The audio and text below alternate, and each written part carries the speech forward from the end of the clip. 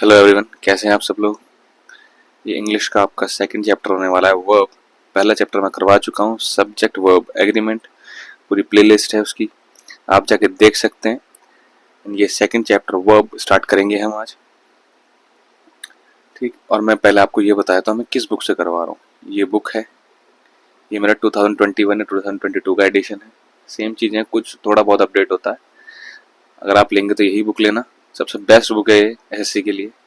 कोई भी एग्ज़ाम हो, सीजीएल हो, सीपीओ हो, ठीक है, सीजीएल हो, सीपीओ हो, सीएचएसएल हो, एमटीएस हो, ठीक, सारे एग्जाम्स के लिए बेस्ट, ठीक, बेस्ट बुक यही है। नीतू सिंह मैम की बुक है, आप कवर देख लें एक बार इसका, ठीक। पढ़ते हैं वर्ब। तो वर्ब है क्या? वर्ब है या किसी भी सेंटेंस की किसी भी कार्य का होना या अवस्था दर्शाता है, यानी स्टेट या फिर डूइंग स्टेट बताता है वो। वर्ब को दो वर्गों में बांटा गया है, जैसे दो दो टाइप्स हैं वर्ब के। कैसे? ऑक्सिलरी वर्ब या हेल्पिंग वर्ब कह सकते हैं, ठीक, या फिर मेन वर्ब। अब ऑक्सिलरी वर्ब हेल्पिंग वर्ब में आता है मोडाल्स। मोडाल्स में जैसे जो मेन वर्ब का कार्य नहीं कर सकते, जैसे can, could, may, might, should, must, ought to, will, shall, would, ठीक है। ये देखो, मैं एग्जांपल डायरेक्ट यहाँ से बताता हूँ आपको कि शी कैन रन फास्ट। अगर यहाँ होता शी कैन फास्ट ऐसे होता, तो यानी ये हेल्पिंग वर्ब के रूप में ही कार्य कर सकते हैं, मेन वर्ब नहीं बन सकते। इनको आगे मेन वर्ब चाहिए होगी सेंटेंस कंप्लीट करने के लिए, ठीक है। ये जो can, could, may, might, should, must, ought to, will, shall, would, तो यहाँ पर नोट में देखो, need, dare, use to, marginal modals. Need and and dare modal and main verb दोनों का कार्य कर सकते हैं। यूज टू मोडाल और एडजेक्टिव का कार्य करता है। आगे इसके एग्जांपल से बताऊंगा मैं भी आपको, भी आप सर सिर्फ इतना समझे। Need, dare, and, use to, need, ये दोनों कैसे, ये तीनों कैसे हैं? मार्जिनल मोडाल्स हैं। नीड और डेयर मोडाल का भी काम करते हैं, मेन वर्ब का भी काम करते हैं। यूज टू मोडाल और एडजेक्टिव का काम करता है, मेन वर्ब का काम नहीं करता। इसमें क्लॉज क्या है? नीड और डेयर मोडाल और मेन वर्ब का दोनों का कार्य करते हैं, दोनों काम कर सकते हैं, बट यूज टू मोडाल और एडजेक्टिव का। और बाकी जो ये सब जो लिस्ट है, ये क्या है? ये खाली हेल्पिंग वर्ब काम करते हैं। अब आ जाते हैं primary auxiliary verb. Primary auxiliary verb क्या है? Be, do, have. बी जो है इसी की इज, एम, आर की बी की ही फॉर्म है, ये याद रखना, ठीक। आप बोलोगे इज, एम, आर कहाँ है हेल्पिंग वर्ब में? इज, एम, आर बी की ही फॉर्म है। बी, डू, हैव जो helping verb and main verb दोनों का कार्य करते हैं, ठीक। मेन वर्ब क्या है? मेन वर्ब के अंतर्गत हम उन वर्ब्स को पढ़ते हैं जो वाक्य के मुख्य क्रिया के स्थान पर आते हैं। अगर मेन वर्ब या हेल्पिंग वर्ब दोनों वाक्य में है तो हेल्पिंग वर्ब मेन वर्ब से पहले आती है, इतना समझे आप, ठीक है। जैसे यहाँ लिखा है शी कैन रन फास्ट, ये हेल्पिंग, जैसे यहाँ हो गई शी इज, मैं बोलूँ शी इज ईटिंग, ये क्या है? Main verb. ये क्या है? Helping verb. तो हेल्पिंग वर्ब हमेशा मेन वर्ब से पहले होगी। आगे बढ़ते हैं, यहाँ देखो, समझ में आ गई बात। यहाँ पर लिखा है वाक्य में आए तो हेल्पिंग वर्ब को के पहले मेन वर्ब होगी, ये गलत लिखा है यहाँ पर, इसको आप चेंज कर लेना कि मेन वर्ब से पहले हेल्पिंग वर्ब आती है, ठीक है। आते हैं ऑक्सिलरी वर्ब, वे वर्ब जो अन्य वर्ब में, ये वाली लाइन पढ़ रहा हूँ, जो मेन वर्ब के साथ प्रयुक्त होते हैं ऑक्सिलरी वर्ब कहलाते हैं, इन्हें हेल्पिंग वर्ब भी कहते हैं। Modal auxiliary verb can, could, may, might, shall, will, would, should, must, ought to modal auxiliary verb या कंप्लीट मोडल्स हैं। इनका प्रयोग सिर्फ हेल्पिंग वर्ब के रूप में होता है, जैसा कि ऊपर लिखा हुआ है, सेम वही चीज है। यहाँ आपको एग्जांपल देते हैं, यू शुड स्टडी इंग्लिश, ये क्या है? Modal as a helping verb भी है यहाँ पर। और स्टडी क्या है? ये है मेन वर्ब। क्या है ये? Main verb. आगे देखो, मार्जिनल ऑक्सिलरी वर्ब्स जो ये वाले थे, no, need, dare. Marginal auxiliary verb use to, need, dare marginal auxiliary verbs हैं। ये ऐसे मोडाल हैं जिनका प्रयोग वाक्य में main verb, need, and, dare और एडजेक्टिव के रूप में हो सकता है। यानी ये ऑक्सिलरी वर्ब तो है, हेल्पिंग वर्ब में यूज तो होंगी होंगी। Need and dare modal and main verb दोनों का काम कर सकते हैं। यूज टू मोडाल और एडजेक्टिव दोनों काम कर सकता है। Use to mode main verb का कार्य नहीं करेगा, एडजेक्टिव और मोडाल का, ठीक। आगे बढ़े, देखो एग्जांपल दिए हैं यहाँ, I am use to sleeping late night, ये क्या है? Main verb. यहाँ कोई वर्ब नहीं हो रही, ये वर्ब नहीं है, ये है जीरंड। ये वो सो नहीं रहा है, बट वो जस्ट वो बता रहा है। जीरंड क्या होता है पहले ये समझो, मैं बताता हूँ आपको जीरंड क्या होता है। जब वर्ब की ING form as a noun काम करती है या यूज हो, उसे हम क्या कहते हैं? जीरंड। जैसे मैं बोलूं running is a good exercise, बोलूं जैसे यही बोल देता हूँ, running is good for health, ऐसे बोल देता हूँ, running is good for health.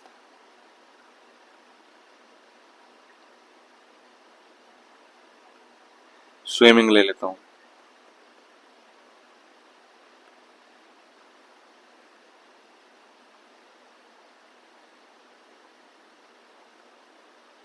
ठीक है, ये बोल दो, या swimming is a good exercise. तो यहाँ वो स्विम नहीं कर रहा, यहाँ स्विमिंग एज अ सब्जेक्ट काम कर रहा है, यहाँ स्विमिंग नहीं कर रहा, स्विमिंग के बारे में बता रहा है। ये वर्ब क्या है? स्विम क्या है? स्विम है वर्ब। इसमें आईएनजी लगा के हमने क्या कर दिया, इसे एज अ नाउन यूज कर रहे हैं हम यहाँ सब्जेक्ट के रूप में। यहाँ स्विमिंग कर नहीं रहा है, यहाँ मेन वर्ब है इज, ठीक है। यहाँ वर्ब की ING form as a noun काम करे, तो ये क्या हुआ? जीरंड। ऐसे यहाँ ऊपर वाक्य में स्लीपिंग जो है वो सो नहीं रहा है, वो बस बता रहा है कि उसकी आदत है, आई एम यूज टू। तो यहाँ पर यूज टू कैसा काम कर रहा है? एज अ एडजेक्टिव काम कर रहा है, एज अ एडजेक्टिव काम कर रहा है।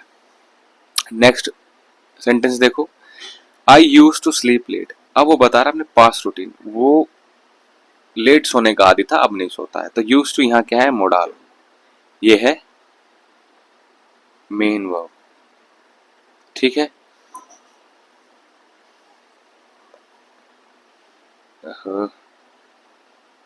ठीक है जी। नेक्स्ट देखो, आई नीड यू। यहाँ क्या? आई नीड यू क्या है? मोडाल। आई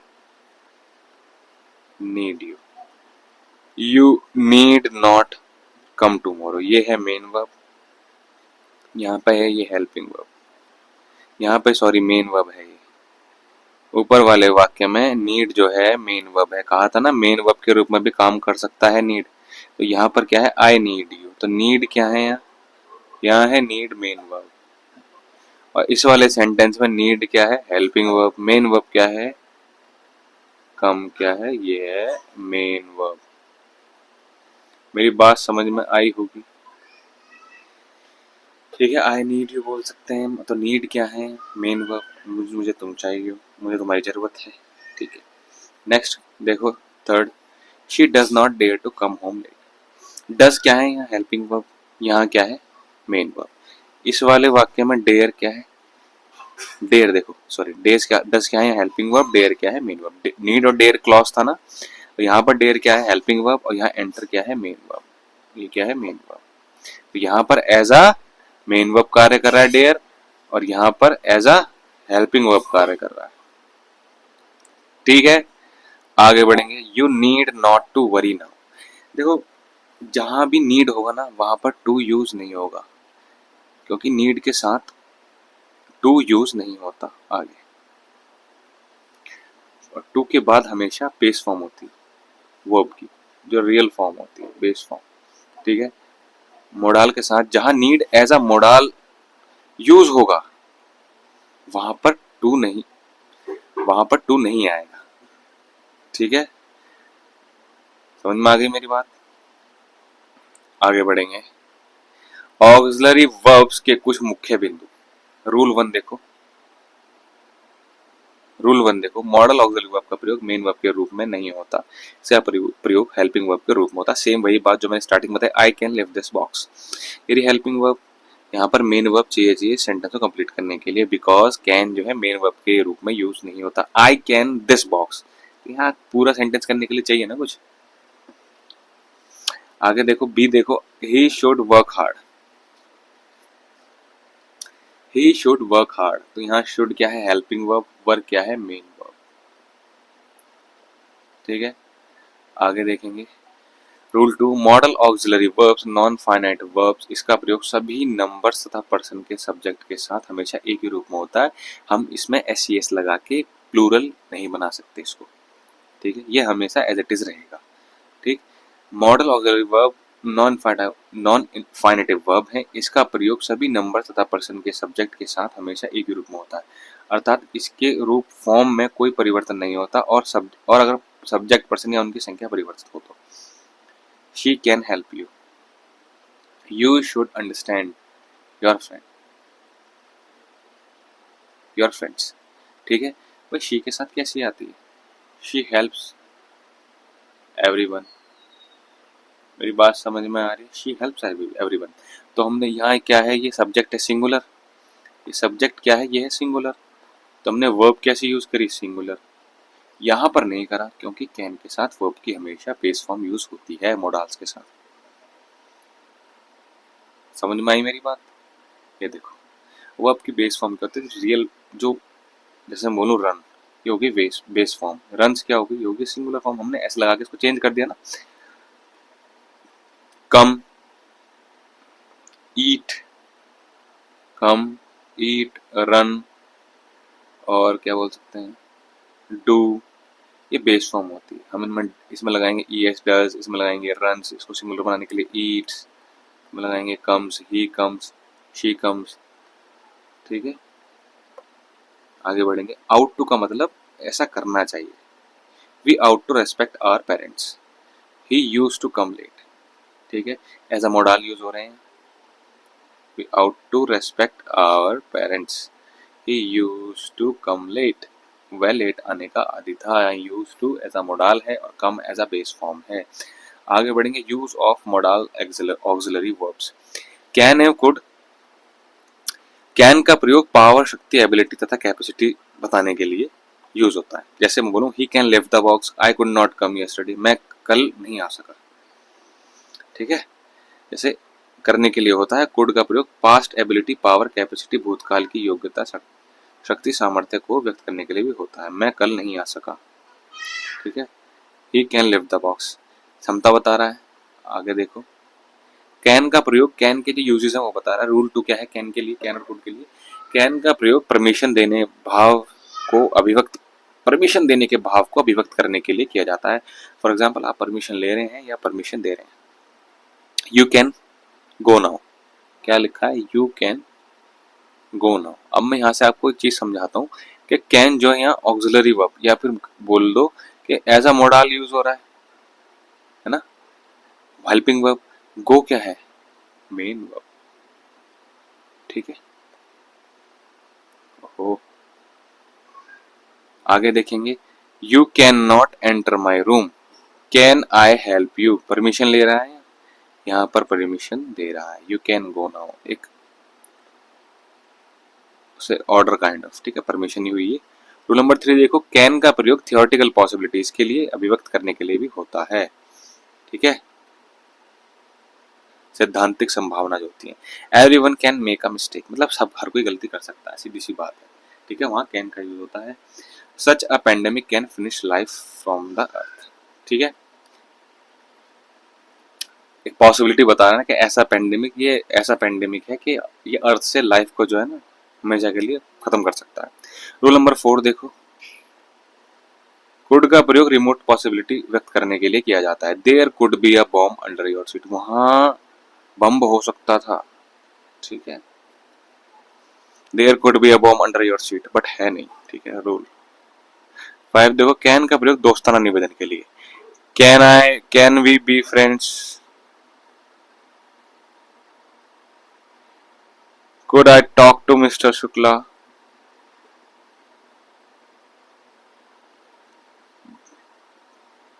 ठीक है। आगे देखो, निवेदन की दोस्ताना, इनफॉर्मल परमिशन जिसे बोलते हैं, इनफॉर्मल परमिशन, ठीक है। नोट देखो, एबल टू का प्रयोग कैन कुड के साथ ना करें क्योंकि दोनों क्षमता दर्शाते हैं। अब कैन नॉट भी यूज कर दोगे उसी सेंटेंस में, एबल भी, तो दोनों का मतलब एक ही है। बट कैन नॉट और एबल में क्या है, कैन नॉट क्या है, अगर मैं कुड नॉट बताऊं पास्ट एबिलिटीज के लिए, तो कुड नॉट क्या, कुड नॉट का किस सेंस में होगा कि मैं कर, I could dance but I didn't, समझ में आ रही है, वो डांस कर सकता था बट डांस करा नहीं, अभी समझ में आएगा, आगे बताता हूँ मैं। I can not be able to come tomorrow, यहाँ कैन नॉट का मतलब भी यही है, और I can not be able to come tomorrow, मैं कल नहीं आ सकूंगा, ऐसे नहीं बोल सकता। I can not come tomorrow या फिर I will not be able to come tomorrow, I will not be able to come tomorrow, ऐसे बोलेंगे, दोनों का मतलब एक ही है।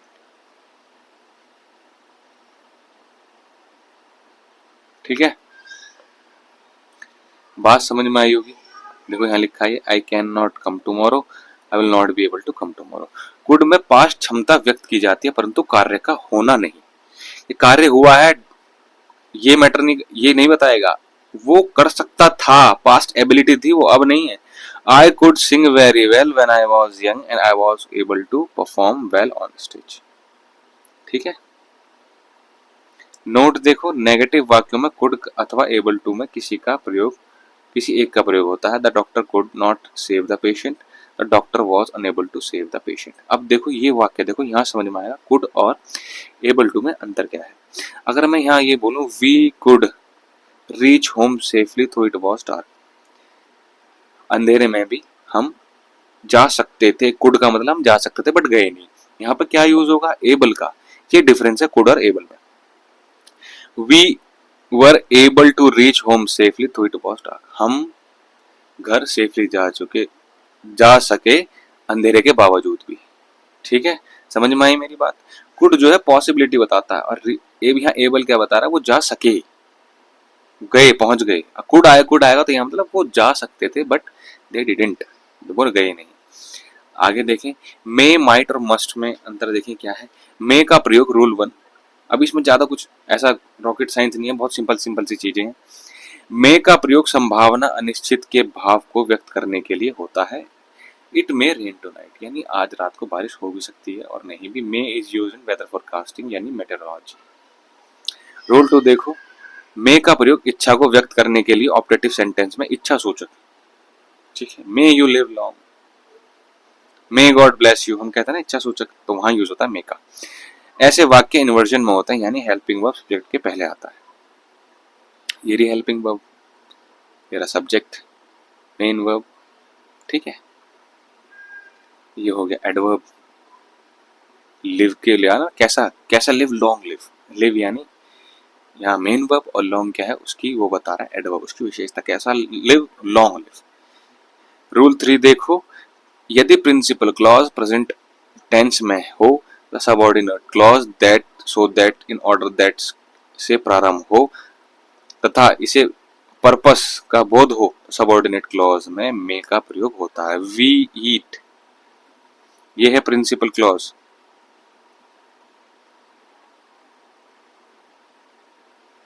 ये क्या है, सबऑर्डिनेट क्लॉज, ये वाला। We eat so that we may live. अब वी मेट, अब आपको कैसे पता है, देखो इतना ये जानना जरूरी नहीं है, जरूरी है थोड़ा बहुत, बट इससे कुछ पूछा नहीं जाएगा। प्रिंसिपल क्लॉज है क्या है, प्रिंसिपल क्लॉज ये मीनिंगफुल होगा, we eat, but subordinate clause कोई मीनिंगफुल नहीं होगा विदाउट प्रिंसिपल क्लॉज। ठीक है, अब मैं डायरेक्ट ये बोलूं we may live so that we may live, ऐसे बोलूं, कुछ मतलब बन रहा है इसका। We eat so that we may live, हम खाते हैं ताकि हम जी सकें। मेरी बात समझ में आई। We eat so that we may live. आगे देखो, माइट का प्रयोग लेस पॉसिबिलिटी के भाव को व्यक्त करने के लिए किया जाता है, यानी 50-50% चांस है। He might pass the exam but seeing his intelligence I do not have much hope, 50% से भी कम चांस है उसके पास होने के, ना कि ना के बराबर। ठीक है, रूल 5 देखो, ही माइट बी देयर, मतलब अगर वो वहां हो सकता है, ऐसा बहुत कम चांस है। ही माइट बी देयर, अगर मैं बोलूँ मस्ट, यानी वो श्योर है, 90% है वो वहां होगा, वहां हो, उसे वहां होना चाहिए। He must be there. अब देखो, अगर संभावना बहुत अधिक हो तो मस्ट का प्रयोग करते हैं। He stays in 5 star hotels and travels by flight, he must be rich, वो 5 सितारा होटल में रहता है। ठीक है, 5 स्टार होटल में रहता है और फ्लाइट से ट्रेवल करता है, जाहिर है वो अमीर होगा। ठीक है, रूल 6 देखो, मे का प्रयोग सम्मान के साथ निवेदन के लिए, अनुमति लेने के लिए प्रश्नात्मक वाक्यों में किया जाता है। May I come in sir, you may go home now, अनुमति देने के लिए मे का प्रयोग असर्टिव फॉर्म में भी होगा। मेरी बात समझ में आई? जैसे यहाँ कैन का होता, कैन आई कम इन, ये इनफॉर्मल हो गया, ये इनफॉर्मल हो गया। अगर मैं बोलूं मे आई कम इन, ये फॉर्मल हो गया, ये हो गया फ्रेंडली, ये नहीं है फ्रेंडली, फॉर्मल हो गया, अपने से बड़े को या फिर रेस्पेक्टफुल। आप अपने ऑफिस में यही यूज करते हैं, जैसे स्कूल में भी करते हैं, मे आई कम इन मैम, ठीक है, वो बड़े हैं ना आपसे, ठीक। आगे देखो, मे एव माइट के साथ पॉसिबल एवं लाइकली का प्रयोग ना करना, क्योंकि दोनों संभावना दर्शाते हैं। अब देखो पॉसिबली और मे का मतलब ये है कि पॉसिबली, चांसेस, प्रोबेबिलिटी बताते हैं। We may possibly come tomorrow, we may come tomorrow, हम आ भी सकते हैं नहीं भी, we may come tomorrow, we will possibly come tomorrow, ठीक है। मे यहाँ हेल्पिंग वर्ब है। अब देखो दोनों में अंतर क्या है, मे यहाँ हेल्पिंग वर्ब है, कम क्या है, मेन वर्ब। जहां पॉसिबली वर्ब, यहाँ पॉसिबली को हेल्पिंग वर्ब चाहिए, we will possibly come tomorrow. देखो दोनों में अंतर, ये भी एक अंतर है, we will possibly come tomorrow.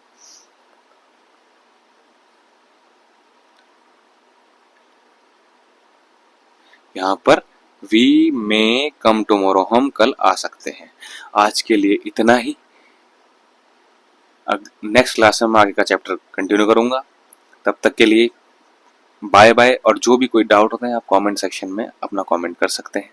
और जिसको ये वीडियो पसंद आई, लाइक, सब्सक्राइब और शेयर करना ना भूलें। और किसी को डिमोटिवेट नहीं होना है, जो पहली बार पढ़ रहा है, धीरे धीरे आपको सब समझ में आएगा। एक बारी में कुछ नहीं समझ में नहीं, कुछ समझ में नहीं आता। कोई बुक भी हो, आप उसे जितनी बार पढ़ेंगे उतनी बार आपको उसमें नई चीज मिलेगी, नई चीज समझने को मिलेगी। तो आपको करना क्या है, रिवीजन रिवीजन रिवीजन, ठीक है। तब तक के लिए बाय बाय।